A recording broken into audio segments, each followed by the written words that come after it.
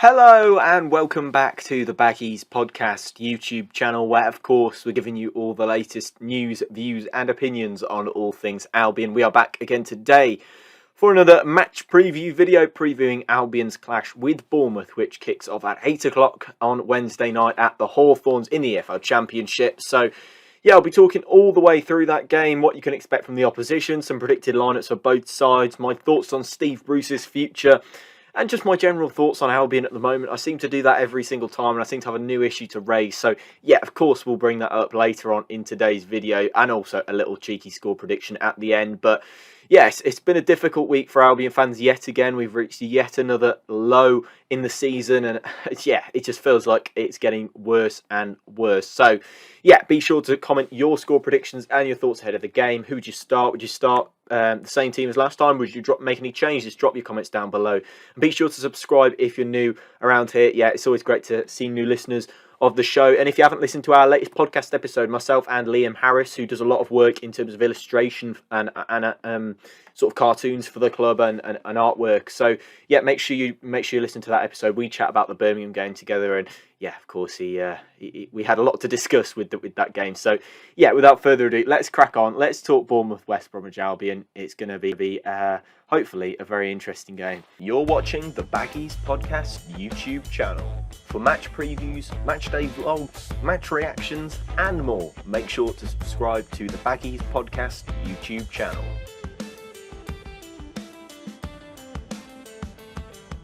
So let's get into it. Let's talk.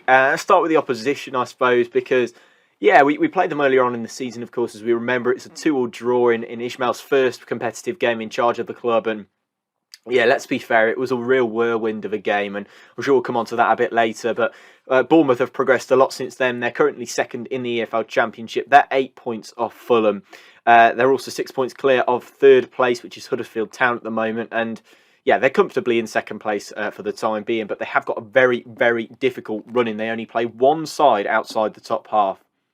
I'm sure you won't guess who that is. It's us, yeah. We're the only side that Bournemouth are set to play outside of the top half from in these last few games of the season. And yeah, they've definitely got a tricky run-in, so there could be some springing some surprises in terms of who could match them and maybe make their way up to second as well. But yeah, as I said, they've only got one team outside the top half, which seems stupid to say that that's us, but it really is.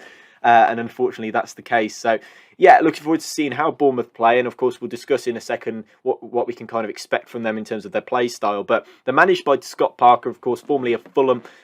Promotion with them back when of course, we came up a few seasons ago. Yeah, of course, they came third, I think, in that division and won the playoffs and came up with us, but actually came closer to staying up than ourselves and Sheffield United, of course, who came down the next season. But he's in his first season with the Cherries so far, and I've seen mixed reviews, I suppose, from Bournemouth fans. I think there's been a bit of discontent at times about his sort of tendency to stick back, and once they've scored a goal, they tend to sit on it and tend to try and defend it out and make their way to the end of the game that way. I've seen a few disgruntled Bournemouth fans. I remember being on a EFL show a couple of weeks ago, actually, and yeah, hearing that Bournemouth frustration at times about this, about the way that Scott Parker sometimes just decides to sit back after they've got the lead. So don't know whether that's still going on. Of course, if you're a Bournemouth fan and you stumbled across this video, be sure to drop your thoughts on Bournemouth at the moment. Of course, I won't be as educated as yourselves on that, so make sure you drop your comments. But yeah, their top scorer is Dominic Solanke, who's of course doing very well in the Championship so far this season with 24 goals. That's a big improvement on his previous 15 in the last campaign in the Championship. Of course, the playoff campaign that was unsuccessful in the final. But yeah, of course, they're in the semi-final, sorry. But yeah, they're doing really well at the moment. I think Dominic Solanke has been a real focal point of the side, and if it wasn't for Mitrovic, he'd probably up there and with possibly the golden boot to look forward to with that sort of goal tally. But of course, Mitrovic has had such an insane season. It's difficult to put a marker on that. Yeah, top assists is Philip Billing with 7 assists and Ryan Christie with also 7 assists. But you look at the sort of depth in their squad, I think they've got the best midfield in the 3 in the league, which we'll talk about in a little bit. But their sort of stats are they don't really top many stat areas, which I'm surprised about because they're a side that I think have done really, really well this season. Their big chances missed is the only thing that they top the stat board in, which is 64, which is the first in the division. Albion are currently fourth in that, so that's pretty interesting, of course. I think it's ourselves, Fulham and Stoke in that top four of big chances missed. Of course, we know that under Val we used to miss sitter after sitter, so that really doesn't surprise me in the slightest. But yeah, we're fourth in that sort of table. The goals conceded per match, they are second in that with 0.9. Fulham with 0.8. So yeah, Fulham once again pipping them up the post with that stat. And then of course goals scored per match, they are on 1.7, which is second in the league. They are very good in front of goal, but also pretty solid defensively, as we've kind of noted there. They, as I said, Scott Parker, as I mentioned, with some Bournemouth fans saying about how they like to sit on that lead. They've got the second best defensive record in the league with 33 goals conceded. But yeah, their attacking force is pretty decent as well, with 62 goals scored as well. So yeah, they're doing very well. Of course, that's obvious for me. And yeah, they've done very well this season, and yeah, propelled since that opening day where we've kind of dipped it, well, a big dip in our form since then. But yeah, of course, their predicted 11. As I said, they've got the best midfield three in the league, in my opinion. Let's start in goal with Mark Travers, who'll probably start in goal. Right back, Adam Smith. If you remember rightly, he was the one who went head to head with Solomon Rondon back during one of his first seasons for us, and ended up getting Rondon sent off. But it's just a weird memory I have. But yeah, Rondon was one of, as we can see by the match attack, he was one of my favourite Albion players when he played. But yeah, he got sent off for going head to head with Adam Smith. Nat Phillips, of course, at centre back, joined from Liverpool in January. Yeah, of course, that's a really, as I said, their January business was absolutely phenomenal. To pick up a player like him on loan, who's obviously made 23 appearances for Liverpool last season, in the season they were, in last season, and they did really well. Lloyd Kelly as well at centre back. He's primarily a left back, I think, from what I've seen, but has slotted in well in the centre back role this season. Jordan Zamura, who's been a very, very big part of their season this year. I think he's been great in that position in the left back, getting forward, grabbing a few goals at the same time. But he's been a real ever present in that lineup for most of the time, considering they got him on a free transfer from Charlton back in 2020 after being released. So yeah, he's done very well, and I think he went to the African Cup of Nations as well. So yeah, he's been doing very well in that left back position. A midfield three of Jefferson Lerma, Lewis Cook, Philip Billing. Brilliant midfield three. I think that's, as I said, the best in the Championship. Ryan Christie on the left wing, youngster Jaden Anthony on the right, and then of course Dominic Solanke up front. Yeah, that's what we can expect from Bournemouth. Very rigid defensively, but they've got the threat on the attack, and they've got that great midfield three, as I said there, to kind of cut open the defence. But on to West Brom. Oh dear. I really don't like talking about West Brom at the moment, so apologies if that Bournemouth section has gone over a little bit, because yeah, I've been putting off talking about West Brom. But yeah, of course, make sure you go and listen to the podcast for my full thoughts on the Birmingham game. But we're 12th in the EFL Championship. Feels like we've said that every week for the past 5 weeks or something like that. But thankfully, only 7 games of our season left, 6 after tomorrow.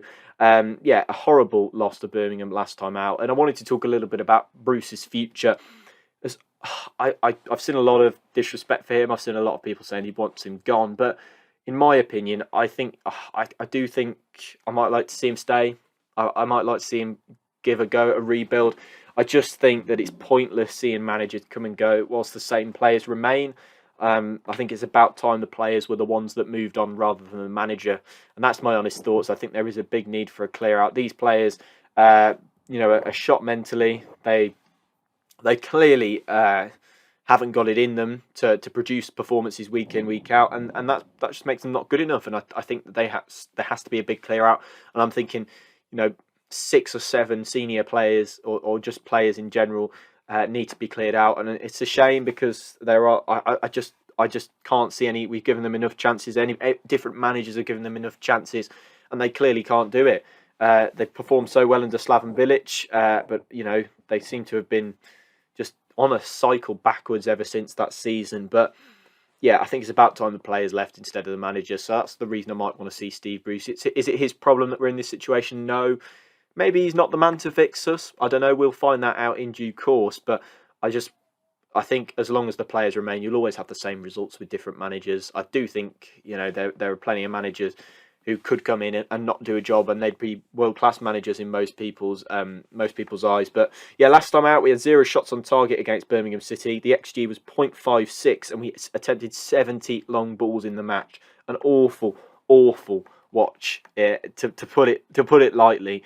So yeah, I just can't believe that game even happened in that manner. I think we should be really ashamed at the way we played in that. And Steve Bruce was very frustrated after the game, because you could see on the sidelines he was telling them to play the ball short, and they were just ignoring him and throwing it long. So yeah, here's my predicted 11 for Albion. I'm going to go for Sam Johnston in goal. A back three of Ajayi. I'd like to see Dara O'Shea come in for Carl Bartley. I think it's ridiculous that he actually spends so much time on the bench, considering the contribution that he makes and the 100% effort that he puts in. Matt Clark at left centre-back, Darnell Furlong right wing-back, a left wing-back Connor Townsend. Midfield 2, I think I'd like to go for, of Jake Livermore and Taylor Gardner-Hickman. And then I'd like to see Dean Garner play in a more advanced midfield role, just ahead of those two, but in the centre, where he can pick up the ball, move to either flank, drive at defenders, and play him in there. I think it's worth a shot. I think Mowatt's been really poor of late, so I'd like to see Dean Garner come in. Carlan Grant and Andy Carroll up front. I think Robinson has served his time, and I think, he's not the one for me to play up front in this particular game. I didn't think he was great against Blues, and I don't think Grant was either, but I think you're running out of options. I just really wish we had DK to count upon, because that can make a real difference. But yeah, score prediction. What on earth do I say? What on earth do I say for this game? I'm probably going to go for a 1-1 draw. I think we'll draw because simply the pressure's off. Everyone understands the season's over, and that seems to be when we get the best results out of these players, just like we did against Fulham. So I'll go for a 1-1 draw. Drop your score predictions down in the comments below, and make sure you subscribe if you're new. But yeah, that's the end of this match preview video. Thank you very much for watching. I'll see you next time. Goodbye.